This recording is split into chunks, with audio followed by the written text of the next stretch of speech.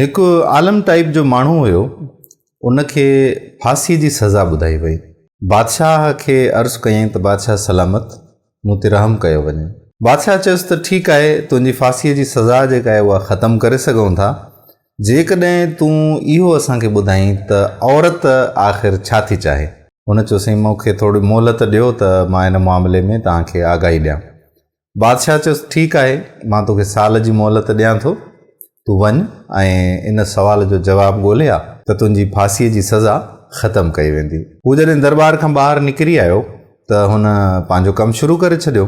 मुख़्तलिफ़ माण्हुनि सां मुलाक़ातूं कयूं ऐं इहा ॼाणण जी कोशिशि कई त औरत आख़िर छा थी चाहे, त जीअं इन सवाल जो जवाबु मां बादशाह खे ॾेई सघां ऐं पंहिंजी फांसीअ जी जेका सज़ा आहे उहा माफ़ु कराए सघां।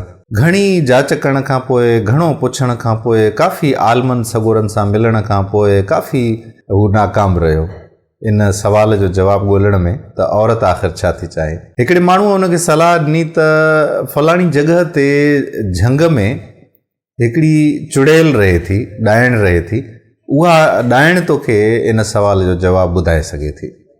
सो ही मजबूर हुयो, सिर पियो वञे, इन जे करे हू हलियो वियो उन ॾाइण वटि ऐं उन चुड़ैल खे ॾाइण खे वञी चयो त हीअ पोज़ीशन आहे, जेकॾहिं मां सवाल जो जवाबु नथो ॾियां बादशाह खे त बादशाह मूंखे क़तल कराए छॾींदो। सो तो वटि हाणे हली आयो आहियां त इन सवाल जो मूंखे जवाबु ॾे। चुड़ैल चयसि त का ॻाल्हि कोन्हे का, मां तोखे सवाल जो जवाबु ॾेई थी सघां, पर मुंहिंजी हिकिड़ी शर्त आहे। त उन मौली साहब चयो त ठीकु आहे, तूं पंहिंजी शर्त ॿुधाए। त हुन चयुसि त जेकॾहिं तूं मूंसां शादी कंदे त मां तोखे हिन सवाल जो जवाबु ॾींदसि। हुन चयो त सिर त हूअं ई बादशाह वटि वञे थो, चलो चुड़ैल सां, हिन ॾाइण सां शादी करे थो वठां। शादी थी वई। उन खां पोइ उन ॾाइण हुनखे चयो त मुंहिंजा मुख़्तलिफ़ रूप आहिनि, मां कंहिं बि वक़्तु हूर थी वेंदी आहियां ऐं कंहिं वक़्तु वरी मां चुड़ैल थी वेंदी आहियां। हाणे तूं मूंखे इहो ॿुधाए त तूं मूंखे हूर जे रूप में ॾींहं जो ॾिसणु थो चाहीं या राति जो ॾिसणु थो चाहीं। त हुन मौली साहब चयो हाणे जेकॾहिं चवांसि थो त ॾींहं जो तोखे मां हूर ॾिसणु थो चाहियां ऐं राति जो चुड़ैल, त ॾींहुं त सुठो गुज़री वेंदो, पर राति जो छा थींदो? ऐं जेकॾहिं चवांसि थो त तूं राति जो हूर हुज त ॾींहं जो ज़िंदगीअ जो मामिलो कीअं हलंदो?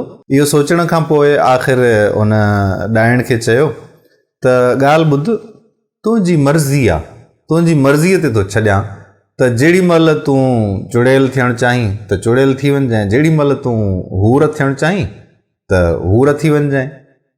त उन चुड़ैल चयो त ठीकु आहे, हाणे मां तोखे इन सवाल जो जवाबु ॿुधाए थी छॾियां त इन सवाल जो जवाबु छा आहे, छो त तो मूंखे तमामु घणो ख़ुशि कयो ऐं मूंखे तो मुंहिंजी मर्ज़ीअ ते छॾियो। त असल में औरत इहो ई चाहींदी आहे त मूंखे मुंहिंजे मर्ज़ीअ जे मुताबिक़ रहणु ॾिनो वञे। त घर औरत जी सल्तनत हूंदो आहे, घर में औरत पंहिंजी मर्ज़ी हलाईंदी आहे, उहा उनजी हुकूमत आहे, उहा उनजी मालिक आहे, उनजी सल्तनत आहे।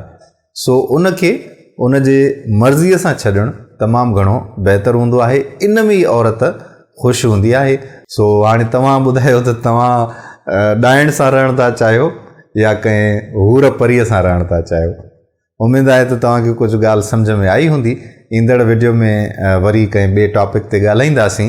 पेज खे सपोर्ट जी ज़रूरत आहे, असांजे हिन अकाउंट खे सपोर्ट कयो ऐं पंहिंजे दोस्तनि सां, पंहिंजे मिटनि माइटनि सां, सभिनी सां वीडियो शेयर ज़रूरु करियो। ॿी वीडियो ताईं अव्हांजो पंहिंजो मेज़बान कादिर बख़्श कल्होड़ो अव्हां खां इजाज़त पियो घुरे। दुआनि में यादि रखिजो। अल्लाह वाही।